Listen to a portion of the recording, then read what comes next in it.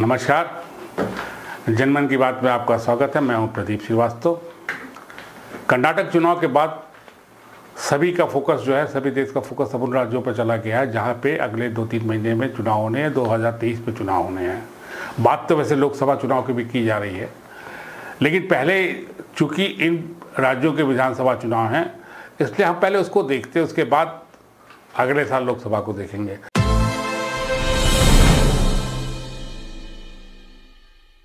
जिन राज्यों में चुनाव में वो सब काफ़ी महत्वपूर्ण हैं, मध्य प्रदेश है, छत्तीसगढ़ है, राजस्थान है, तेलंगाना है। महत्वपूर्ण इसलिए भी है क्योंकि कर्नाटक की तरह मध्य प्रदेश, छत्तीसगढ़, राजस्थान में सीधे सीधे भाजपा और कांग्रेस के बीच टक्कर है। तेलंगाना में जो मुख्य पार्टी है वो एक समय टीआरएस है, उसी की सरकार है। लेकिन 2018 में जो इन तीनों राज्यों में जिनकी मैं बात कर रहा हूँ, छत्तीसगढ़, मध्य प्रदेश, राजस्थान, इन तीनों राज्यों में कांग्रेस जीती थी और बीजेपी परास्त हुई थी। तीनों जगह कांग्रेस की सरकार बनी थी और बीजेपी को विपक्ष में जाना पड़ा था। मध्य प्रदेश में कमलनाथ चीफ मिनिस्टर बने, छत्तीसगढ़ में भूपेश बघेल बने और राजस्थान में गहलोत ने रिपीट की अपनी सरकार। 15 महीने के अंदर कमलनाथ की सरकार गिरा दी गई। 22 एमएलए टूटे। सिंधिया जो है, ज्योतिरादित्य सिंधिया उसमें शामिल थे, जो वापस उन एमएलए को लेके आए थे बीजेपी की तरफ। उनको पुरस्कार दिया गया, सिविल एविएशन मिनिस्टर बनाया गया। ये सब आपने पहले देखा होगा। आज मैं ये छत्तीसगढ़, राजस्थान और मध्य प्रदेश में केवल 2 राज्यों को ले रहा हूँ। कर्नाटक के चुनाव का क्या असर पड़ा, उससे क्या एंटी इंक्यूबेंसी फैक्टर है, किसकी संभावना इस समय ज़्यादा है क्योंकि चुनाव में ज़्यादा समय नहीं है, उससे वहीं के लोगों से बात की है जो छत्तीसगढ़ के हमारे काफ़ी पुराने जर्नलिस्ट हैं और जो मध्य प्रदेश के भी उसी तरह पुराने जर्नलिस्ट हैं, संपादक रह चुके हैं दोनों लोग। उनसे हमने बात की है। थोड़ा बैकग्राउंड उसके पहले बता दें, अपने मेहमानों को बुलाने के पहले। छत्तीसगढ़ में 90 सीट थी और 90 में से 68 सीटें जो है कांग्रेस पाई थी। 15 सीटों पे बीजेपी समेट के रह गई थी। इसके पहले बीजेपी की सरकार थी वहाँ पे। और मध्य प्रदेश में भी 230 सीटों में जो है 114 सीटें जो है वो कांग्रेस के पास थी। बीजेपी 109 सीटों पर थी। लेकिन 3 साल तक लगातार ऑपरेशन लोटस की मध्य प्रदेश में कार्रवाई चलती रही। 3 साल बाद जो है आप ये फिगर देखिए, 114 से सिमट के कांग्रेस जो है 96 पर पहुंच गई। 96 पे 114। जो चुनाव के समय 114 एमएलए जीते थे, वो 2 साल बाद कांग्रेस पास घट के 96 रह गई और इन एमएलए को खा के बीजेपी जो 109 पे थी वो 127 सीटों पे पहुंच गई। आइए हम अपने मेहमानों से बात करते हैं उन मुद्दों पे जिन मुद्दों पे ये चुनाव होने वाला है और कर्नाटक के चुनाव का आफ्टर इफेक्ट यहाँ जो पड़ेगा। चलिए पहले मैं अपने मेहमानों से आपका परिचय करा दूं। हमारे साथ इस समय है सुदेश गौड़ जी, जो भोपाल से जुड़े हैं, बहुत समय से पत्रकारिता कर रहे हैं और कई अखबारों में काम कर चुके हैं, संपादक भी रह चुके हैं 2-3 अखबारों के। बिलासपुर से शशिकांत कोने जी जो है वो हम लोग के साथ हैं।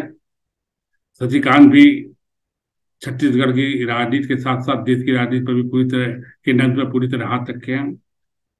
काफी अनुभवी ये भी हैं।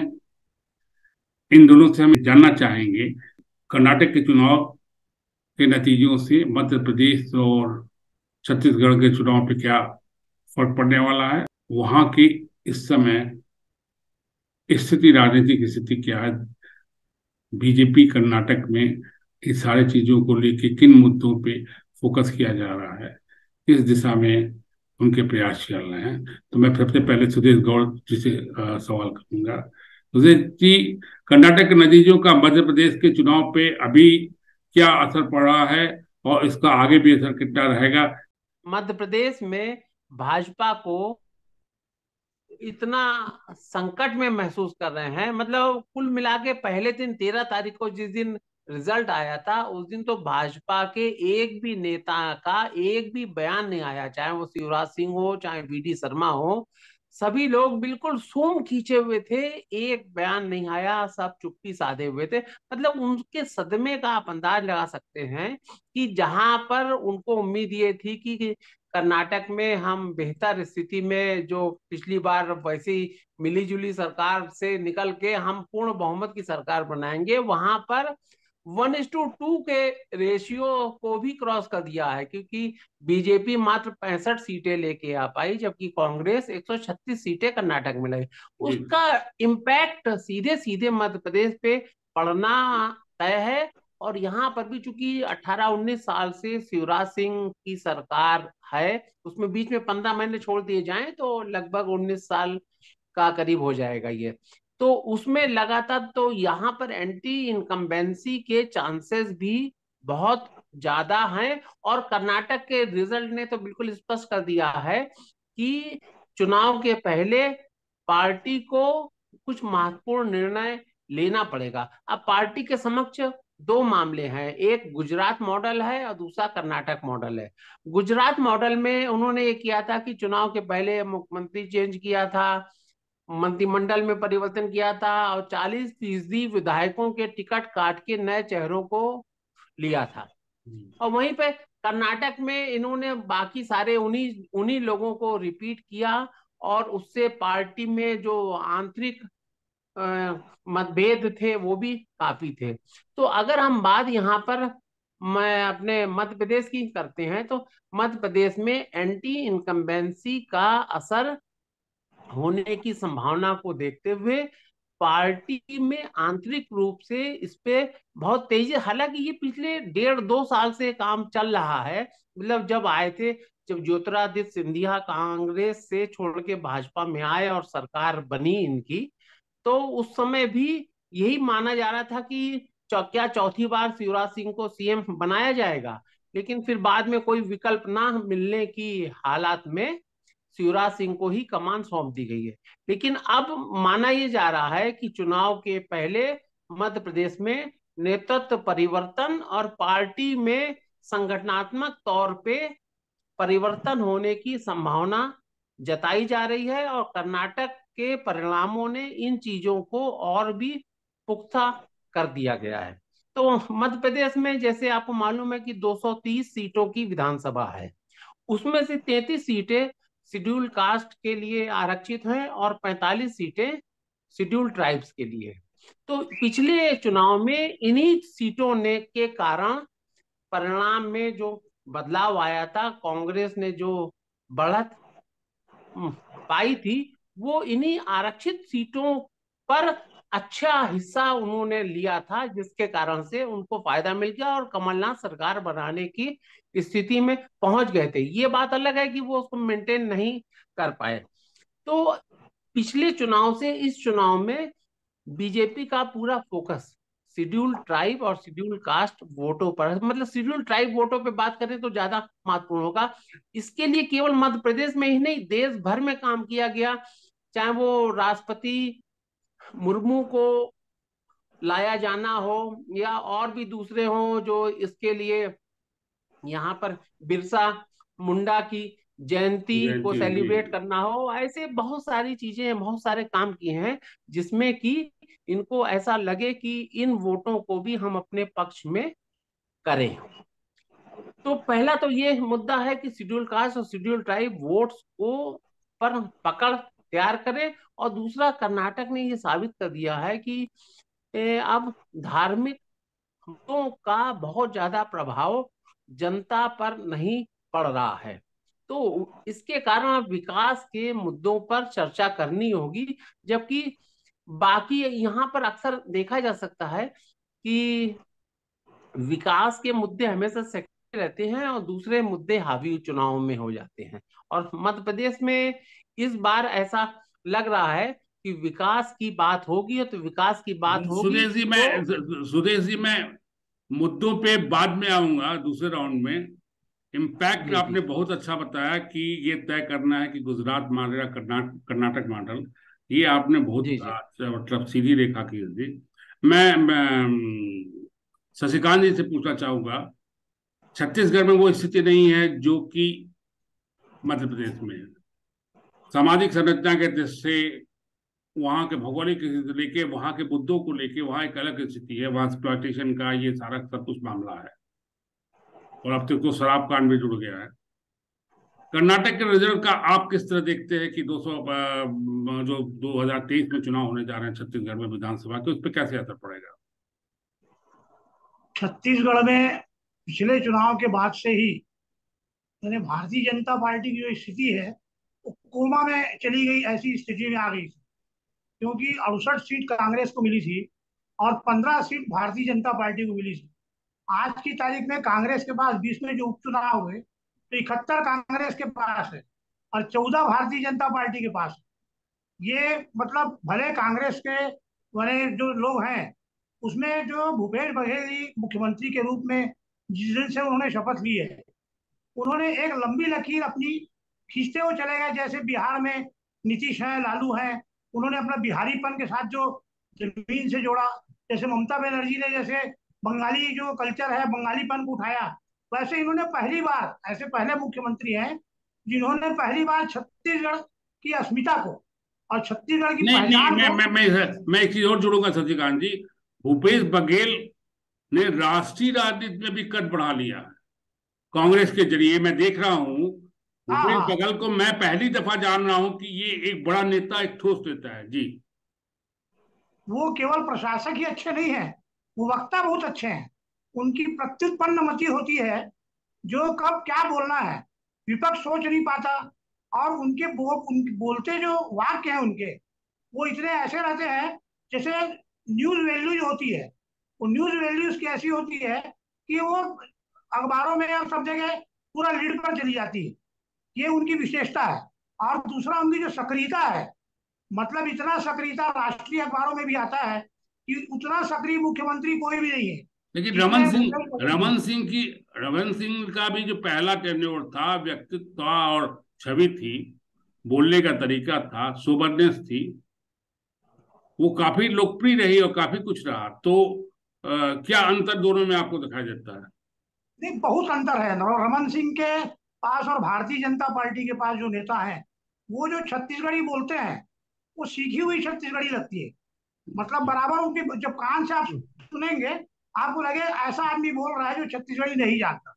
और भूपेश बघेल जो है वो पूरे जो जिसको बोलते हैं 100%, तो छत्तीसगढ़ के लोगों को ऐसा लगता है कि अपना आदमी बोल रहा है।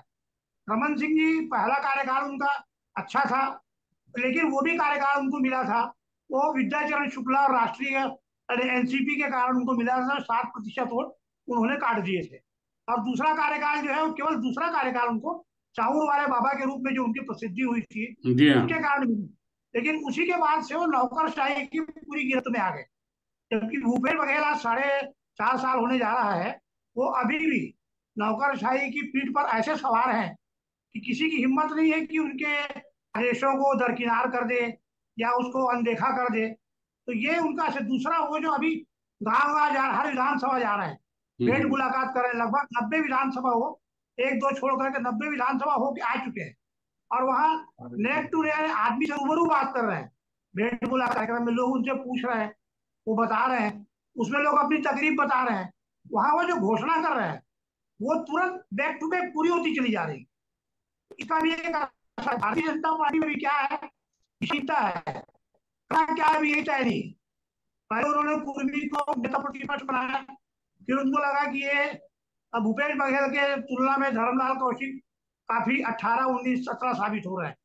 तो उन्होंने साहू समाज को उठाने के लिए, साथ में लेने के लिए इनको बनाया, अरुण साहू जी को। पर प्रयोग ही चल रहा है वहां। और ये नीचे जो संघ का जो कार्यकर्ता। शशिकांत जी, आबादी वाइज आप बताएंगे हाँ कि आबादी वाइज, परसेंट ऑफ जनसंख्या के अनुसार से, आपका तो आदिवासियों का इलाका है, बिलासपुर, वो तो बस्तर, ये सारा तो, हाँ, किसका सबसे ज्यादा वोट प्रतिशत है वहां पे? किस कास्ट का, किस छत्तीसगढ़ में समुदाय कुल का? छत्तीसगढ़ में कुल 39 आरक्षित सीटें हैं, जी। जिसमें 29 सीटें अनुसूचित जनजाति के लिए हैं और 10 सीटें जो है अनुसूचित जाति के लिए है। हम्म। और अपने यहाँ जो बस्तर बस्तर का इलाका है वो और जो सरगुजा का इलाका है, ये लगभग आदिवासी बाहुल्य इलाका है। पिछले चुनाव में बस्तर की 12 सीटें थी, हम्म। उसमें केवल एक सीट में भीमा मंडावी जीते थे। और उनके बाद जो उपचुनाव हुआ उसमें कांग्रेस जीत गई। सरगुजा की 14 सीटों में से 14 की 14 सीटें भाजपा हारी थी। तो ये जो दोनों आदिवासी एरिया जो सरगुजा और बस्तर संभाग, मैंने कुल मिला के यहाँ 24 भारतीय सीटें, जनता कुल मिला के 24 सीटें थी, सरगुजा बस्तर हाँ, मिला के, और कांग्रेस के पास है वो। हमारे सरगुजा और बस्तर मिला के। हम्म। और अभी जो स्थिति है भारतीय जनता पार्टी की, वहां पर अब क्या, ठीक उन्होंने आदिवासी दिवस के दिन विष्णुदेव साय को हटा दिया, अब नंद कुमार साय चले गए कांग्रेस में। तो ये हाँ, सब वो अभी बहुत सारे, बहुत बड़ा खेल हुआ वो, हाँ। भाजपा के लिए बहुत, और अभी उसकी सीटें क्या है, 14 है। 14 से बढ़ाएंगे तो कितना बढ़ा पाएंगे भाई, अभी उनकी स्थिति है 14। क्या यथास्थितिवाद के लिए संघर्ष कर रही है भारतीय जनता पार्टी, तो जी। 14 से कितना बढ़ाएंगे। जो स्थिति ऐसी दिख नहीं रही है कहीं भी। जो उसका मेन केडर है भाजपा का, वो अपने पार्टी से पूरी तरह असंतुष्ट है, उसमें कोई उत्साह नहीं है। और अभी जो कर्नाटक में जो हुआ है, उससे जो केडर को हवा भर रहे थे, वो हवा फिर निकल गई। अच्छा जी। तो ये भोपाल में अभी सुदेश जी। यहाँ पे जो एक, जी जी, मैं थोड़ा थोड़ा सा शशिकांत जो जी जो बात में जरूर जोड़ जरूर दूं। जरूर। हाँ हाँ। हाँ, उसमें कि भोपाल में जो चर्चा अभी चल रही है, उसमें 3 राज्यों में ये माना जा रहा है कि छत्तीसगढ़ में कांग्रेस की वापसी श्योर शॉट है, राजस्थान में संदिग्ध है, और मध्य हाँ प्रदेश में भी संदिग्ध मानी जा रही है, लेकिन छत्तीसगढ़ हाँ में ये माना जा रहा है कि हाँ भूपेश बघेल पूरी ताकत के साथ वापस आ रहे ने हैं। वो हम लोग को भी जी यहाँ दिल्ली बैठ के भी लग रहा है कि छत्तीसगढ़ में कांग्रेस को परेशानी नहीं है, अब जी और उसको ये मैं इस ढंग बीजेपी से वहां। समझाना चाहूंगा हम्म। एक लाइन में, कि जो स्थिति जैसे पहले अमिताभ बच्चन की होती थी 1 से 9 तक वही थे, 10वें में फिर अनिल कपूर और यो त्यो सब आते थे। अभी पोजीशन आज की तारीख पर वही है कि छत्तीसगढ़ की राजनीति के अमिताभ बच्चन भूपेश बघेल ही है। और देश के और अमिताभ उन्होंने बच्चन, केवल, देश के अमिताभ बच्चन मोदी जी हैं कि नहीं अभी? मोदी जी का तो अभी आप लोग ज्यादा जानेंगे, दिल्ली में बैठे हैं। नहीं नहीं, देश में छत्तीसगढ़ में, देश देश में है। छत्तीसगढ़ में मेरे को याद है, उन्होंने एक बार बिल्हा विधानसभा क्षेत्र में आए थे, एक आम सभा ली थी उन्होंने, और उसमें धर्मलाल कौशिक अध्यक्ष विधानसभा के, सिर्फ सिंगल विधानसभा में उन्होंने लोगों को संबोधित किया था, और धर्मलाल 10,000 वोट से हारे थे। कौशिक जी अध्यक्ष 10,000 वोट से हारे थे। मतलब वहां अब छत्तीसगढ़ के, उनके स्टेट, छत्तीसगढ़ एक तरह से हिंदी देखिए सिनेमा के लिए साउथ है, वहां स्टेट अमिताभ में जब बच्चन तक नहीं, कोई रजनीकांत लीडरशिप फेमस नहीं है। रहेगी, स्टेट में इनके पास कोई लीडरशिप नहीं है, इन्होंने किसी को प्रमोट नहीं किया है। बिहार में वही पोजीशन है, यहाँ छत्तीसगढ़ में वही पोजीशन है। मध्य प्रदेश थोड़ा बेहतर है, मगर छत्तीसगढ़ में अभी तक रमन सिंह रहेंगे, हाँ, चेहरा मैं वही वही गहलोत रहेगा। सुदेश जी के पास आना चाहता हूँ। सुदेश जी, मध्य प्रदेश में जैसे जी कर्नाटक में बीजेपी का इनर फैक्शन जो है और अंतर कलह सामने उभर के आई, और लास्ट एक नहीं हो पाई, जबकि कांग्रेस में जी एक जी, हो गए थे चुनाव में। मध्य प्रदेश बिल्कुल। में क्या पोजीशन है? दोनों पार्टियों में अंतर कलह हाँ है, दोनों पार्टियों में अपने अपने हित हाँ, का। बिल्कुल। भाजपा की तो अंतर्कल है अभी। पिछले हफ्ते की बात है, कैलाश जोशी जी के बेटे दीपक जोशी, कैलाश जोशी वो व्यक्ति हैं जो जो अटल बिहारी वाजपेयी के साथ काम किया, जिन्होंने, उनका बेटा मुख्यमंत्री भी दीपक रहे हैं। जोशी ने, हाँ, दीपक जोशी ने कांग्रेस ज्वाइन कर ली है। और सबसे ज्यादा उस ज्वाइन करने की प्रक्रिया में जो सबसे खास बात थी, जिस प्रेस कॉन्फ्रेंस में दीपक जोशी ने ये अनाउंस किया है, उसमें वो कैलाश जोशी की फोटो अपने साथ रखे हुए थे, ऐसे कागज करके। तो वो जो, हम्म। उससे जो कैलाश जोशी मैसेज। के समर्थक थे, उन सब समर्थकों को भी प्रभावित किया है। और जहां पे पार्टी के अंदर की बात करें, तो उसमें दीपक जोशी के जाने के बाद में पार्टी ने थोड़ी सी सजगता, सतर्कता हुई है। उसके बाद में हुआ कि जो पार्टी के पुराने चेहरे जो नाराज थे, जैसे सत्यनारायण सत्तन है, हिम्मत कोठारी हैं, अनूप मिश्रा हैं, इन सब लोगों की अब पूछ परख पार्टी में थोड़ी बढ़ गई है। संगठन ने उनको बुलाकर उनसे बातचीत की है। वहीं दूसरी ओर कुसुम महदेले हैं, भंवर सिंह शेखावत जैसे नेता जो हैं, वो पार्टी के अंदर भी और मुखर हो गए हैं। मतलब वो पार्टी का विरोध आंतरिक तौर पर करने लग गए हैं। मतलब उनकी हिम्मत में ये हौसला अफजाई हो गई है। वहीं पर वो जो अपने कैलाश विजयवर्गीय, जो भाजपा में एक हाँ बड़ा हाँ, वो हाँ। राष्ट्रीय महासचिव हैं, वो बंगाल की अपनी वो मेहनत करने के बाद वांछित परिणाम ना आने के बाद में जब वापस मध्य प्रदेश आए थे, तो वो सोच रहे थे कि कुछ मध्य प्रदेश में कुछ मिलेगा उनको। उनको भी मध्य प्रदेश में साइड ट्रैक में ही शिवराज सिंह ने रखा। तो उसके बाद वो भी, अब उन्होंने भी अभी कल परसों एक बयान में ये कहा कि भाजपा को कांग्रेस नहीं हरा सकती है, भाजपा को भाजपा ही हरा सकती है। तो ये इस संकेत को ये माना जा रहा है कि जो भाजपा के अंदर जो पहले फैक्शनलिज्म कांग्रेस में है बोला जाता वो, था ये। हाँ हाँ बिल्कुल। तो पहले वही कांग्रेस में। वही चीज कांग्रेस की बुराई हाँ चलती है बिल्कुल वहां। बिल्कुल, कि जी। मतलब ये जो कि भाजपा में अंतर कलह इतना तेजी से बढ़ता जा रहा है, तो भाजपा को हराने के लिए अब भाजपा ही पर्याप्त है। तो वहीं पर आप देखेंगे वो दीपक विजयवर्गीय जो भाजपा के हैं, उन्होंने दो ट्वीट किए। वो ट्वीट बताते हैं कि भाजपा नेताओं के अंदर की स्थिति क्या है। पहला उन्होंने ट्वीट किया कि जिम्मेदारों की बेहोशी और मदहोशी के कारण ऐसे हालात पैदा होते हैं। ये दीपक जोशी के जाने के बाद उन्होंने ट्वीट किया था। और दूसरा ट्वीट किया था, कुछ तो वजह होगी, यूं ही कोई बेवफा नहीं होता। तो मतलब इससे लग रहा है कि जो पार्टी के नेता भी अब ये अंदर आंतरिक तौर पर महसूस करने लग गए हैं कि पार्टी संगठन और सरकार को कोई एक व्यक्ति जब लगातार लंबे समय तक चलता रहता है, तो बाकी लोगों की अपेक्षाएं आकांक्षाएं भी प्रभावित होती हैं। तो ये कहा जाता है। और वहीं ये पे किसने बोला था? कुछ ऐसी वजह तो होगी, कोई ऐसे ही बेवफा नहीं ये होता। दीपक विजयवर्गीय, दीपक विजयवर्गीय है। हम्म। अच्छा, और वहीं पर यह है, जैसे वहां पे केपी यादव की जो मैंने जिक्र करा था, सिंधिया को जिन्होंने हराया था, वो वहां पर। अच्छा, दूसरा कांग्रेस की जो रणनीति अभी तक यहाँ पर, कर्नाटक के बाद में मध्य प्रदेश कांग्रेस नहीं नहीं, बहुत ही अब उत्साहित है। एक ही सुदेश जी कर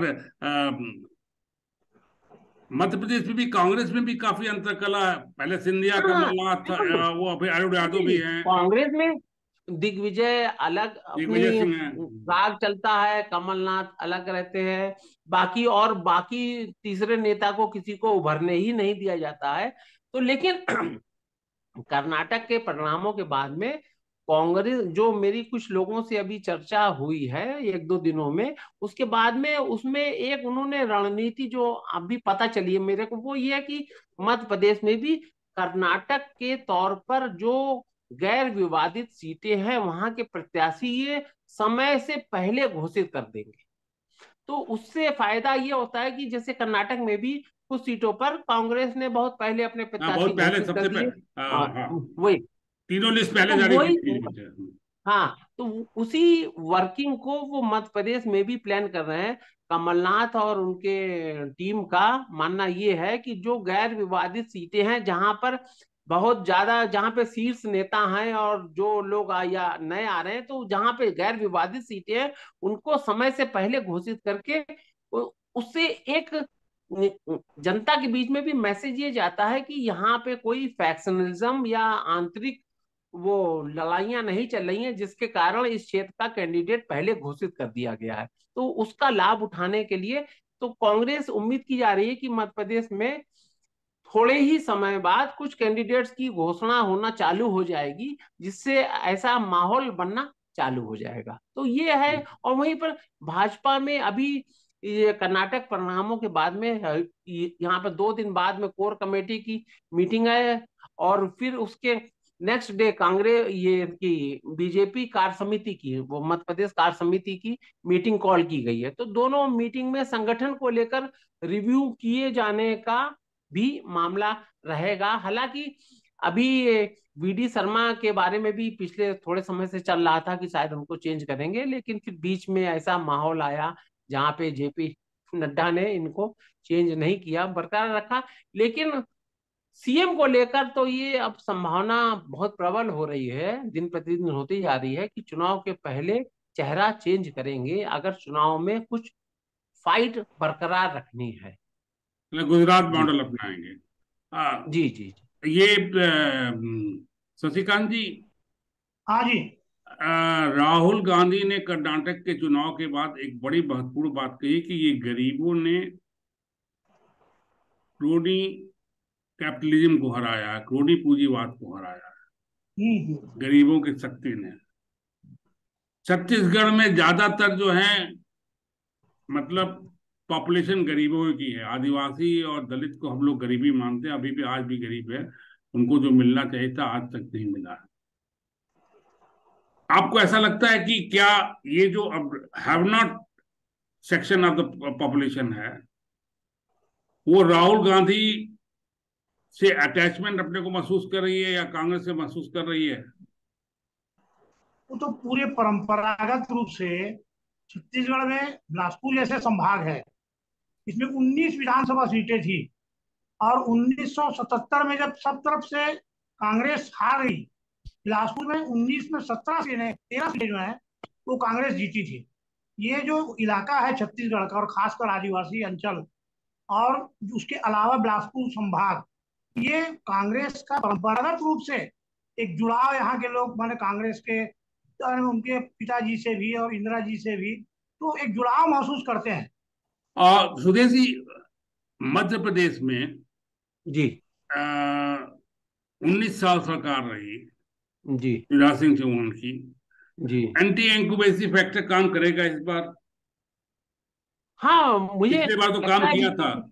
हाँ, नहीं, पिछली बार भी काम किया था और इस बार भी काम करेगा। और कर्नाटक का प्रभाव, देखिए, हिमाचल हुआ पहले, फिर कर्नाटक हुआ, तो लगातार ये जो चीजें हैं, इससे जो कांग्रेस मुक्त भारत की बात हो रही थी वो तो गलत साबित हो गई है, और उससे इनकी हिम्मत भी बढ़ी है, हौसला भी बढ़ा है। मतलब जो मध्य प्रदेश में कांग्रेस लगभग बड़ी जीर्ण शीर्ण अवस्था में जी रही थी, लेकिन अब उसके कर्नाटक पिछले 3 दिन से उनमें इतनी ताकत और मतलब ताकत आ गई है, इतना उसमें एनर्जी आ गई है कि अब उनको लगने लग गया है कि हम भी यहाँ पर कुछ कर सकते हैं। और कमलनाथ भी सक्रिय हो गए हैं। और वैसे भी मध्य प्रदेश में एक बात है कि कमलनाथ ने तो 6 महीने पहले ही अपने को मुख्यमंत्री कैंडिडेट घोषित कर दिया था। पार्टी हाईकमान ने भले ही घोषित ना किया हो, लेकिन शहर में होर्डिंग्स लग गए थे कि अगला मुख्यमंत्री कांग्रेस की सरकार बनी तो ये होगा।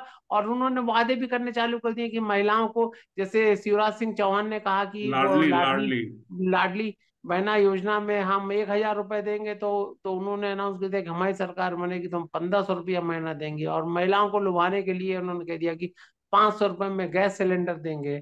अब हालांकि ये सब योजनाएं हैं, घोषणाएं हैं, पिछली बार नहीं भी नहीं, कमलनाथ राहुल ने का कहा नहीं था। नहीं, एक असर और पड़ेगा सुधीर जी। राहुल गांधी ने भी जो कर्नाटक में 5 गारंटियां दी थी, उसमें महिलाओं का, 2-3 में तो महिलाओं का था।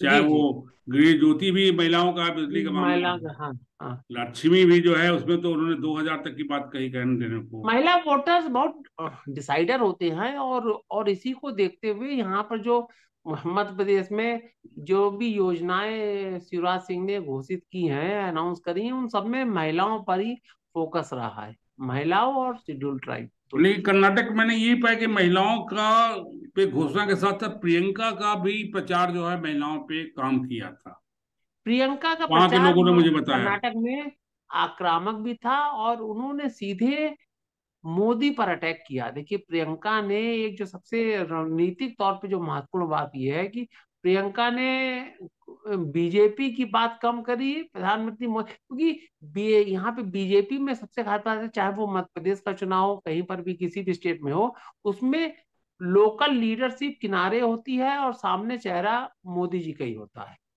तो इस चीज को समझते हुए प्रियंका ने वहां पर जो डायरेक्ट अटैक किया कि हमने पहली बार इतना रोने वाला प्रधानमंत्री, और जो भी जितनी भी गालियां देनी थी वो सब दी, तो उन्होंने डायरेक्ट उस व्यक्ति को दी, जिसके कारण लोगों को ये लगा कि ऐसा भी कोई व्यक्ति है, मतलब इतना दमदार व्यक्ति भी है जो मोदी जी को डायरेक्ट गाली दे सके। और ऊपर से वो भी ये कह रहे कि चाहे केस लगाना हो केस लगा लो हमारे खिलाफ, ये होगा। नहीं तो तो राहुल वो पहले जो तो, चीज। हाँ, ये शशिकांत जी, हाँ, यहाँ एंटी इंकुबेंसी होगी तो बीजेपी को फायदा होगा। छत्तीसगढ़ में एंटी इंकुबेंसी कुछ है तो किस फील्ड में है? देखिए, कुछ लोग तो सरकार में नाराज रहते ही हैं, लेकिन यहाँ पर भारतीय जनता पार्टी में अपनी लीडरशिप को लेकर ज्यादा नाराजगी है। मतलब कांग्रेस के लोग, अभी कांग्रेस के पास जैसे टीएस सीडीओ के मुद्दे को लोग उठाते हैं, जी। पर टीएस सीडीओ की स्थिति उस महिला की तरह है जो अपने पति को गाली भी देती है और बोलती है जीवन भर उसके साथ रहूंगी। तो ये स्थिति उनकी हो गई है। तो लोगों में उनका इम्पैक्ट खत्म हो गया है। और दूसरा कि यहाँ जैसे गेड़ी चढ़ते हैं, यहाँ जैसे भौरा चलाते हैं, दिया बनाते हैं, मांडा चलाते हैं, भारतीय जनता पार्टी का एक भी नेता गेड़ी नहीं चढ़ सकता जैसे भूपेश बघेल चढ़ के घूमते हैं। एक भी नेता जो है मतलब आस्ती क्षेत्र को छोड़ दीजिए, जो बड़े बड़े नामी दिग्गज हैं, जैसे रमन सिंह गेड़ी नहीं चढ़ सकते। और आपका जो ये दूसरे भी जो नेता हिंदुइज्म के हिंदुइज्म हिंदुइज्म का मुद्दा जो है सचिकांत जी। नहीं नहीं, मेरा ये कहना है कि भूपेश बघेल का मेन जो उनका तुरुप का इक्का है वो छत्तीसगढ़ियापन ही है। और कांग्रेस में अब कोई विभाजन नहीं है। थोड़ी बहुत नाराजगी तो होगी, जनता के बीच में एंटी इनकम्बेंसी किस बात को लेकर रहेगी। उन्होंने अभी धान का जो है 15 कुंटल से उठा करके 20 कुंटल धान खरीदने का उन्होंने बोल दिया। बोनस वो दे ही रहे हैं। उसके बाद मैंने किसानों की मूल समस्याएं जो है, जो गोबर की है, गाय की है, और सारी समस्याओं का व्यावहारिक रूप से निपटारा कर रहे हैं। तो पहली बार ऐसा हो रहा है तो गड़बड़ियाँ भी होती है, पर वो इतनी बड़ी नहीं है। जैसे ईडी की जो कार्रवाई है वो केवल पॉलिटिकल उसका चर्चा है, लेकिन आम जनता में लेकर उसका कोई असर हो रहा होगा ऐसा मुझे तो नहीं लगता। हिंदुत्व जो है वो आदिवासियों और जो गरीब तबका होता है, धर्म उनको ज्यादा प्रभावित करता है, आज से नहीं सदियों से। तो हिंदुत्व का बीजेपी का जो एजेंडा है वहां काम करता है बस्तर या सरगुजा इलाके में। छत्तीसगढ़ में भूपेश बघेल जी ने, उन्होंने खुद ही भाजपा का हिंदुत्व का जो एजेंडा है उसकी बड़ी लकीर खींच दी है। राम वन गमन पथ योजना थी, भारतीय जनता पार्टी की थी, और लूप लाइन में रखे थे। भूपेश बघेल के आने के बाद में उस योजना पर इतनी तेजी से काम हुआ, माता कौशल्या का मंदिर बन गया। और अभी जो कर्नाटक के चुनाव के बाद में जहां भी भूपेश बघेल जा रहे हैं, उनका जो बजरंग बली की जय गाने के साथ होगा। तो जी। यहाँ पार्टी उसका केवल एक रहा है, जो डीलिस्टिंग का जो मामला है आदिवासी क्षेत्र में, उसको लेकर के माहौल वो बना रही है कि जो जी मैंने आरक्षण का जो मामला है वो हिंदुओं को ही मिलना चाहिए, जो कन्वर्टेड है उनको नहीं मिलना चाहिए। इस बीजेपी। मामले को लेकर के वो आंदोलन अंदर अंदर चला रहे हैं, पर उसका इतने जल्दी कोई असर ऐसा लगता नहीं। बहुत बहुत धन्यवाद आपको सुदेश जी और सचिक जी। कुछ कह रहे जी। हैं सचिकांत जी आप? धर्म के मुद्दे पर बगैर कहीं पीछे नहीं रहेगा। वो अपने आप को मतलब भारतीय जनता पार्टी की लाइन के आगे रखे हैं। छोटे छोटी सामुदायिक घटनाओं को लेकर सांप्रदायिक टूटियां जरूर आ रहा है, और उसका जो असर राज्यव्यापी नहीं हो रहा है। जहाँ की घटना वही एक दो दिन तक बात चलती खत्म हो जाती है। बहुत बहुत धन्यवाद सचिकांत जी और सुदेश जी। आप लोग जी जनमन में आए, नमस्कार। धन्यवाद, बहुत नमस्कार। धन्यवाद, इसका धन्यवाद, नमस्कार। नमस्कार। अगले में नमस्कार। हम लोग फिर जल्दी ही मिलेंगे, अब तो वहाँ एक्टिविटी शुरू होने वाली है। जी बिल्कुल एकदम बिल्कुल। एकदम ठीक, नमस्कार।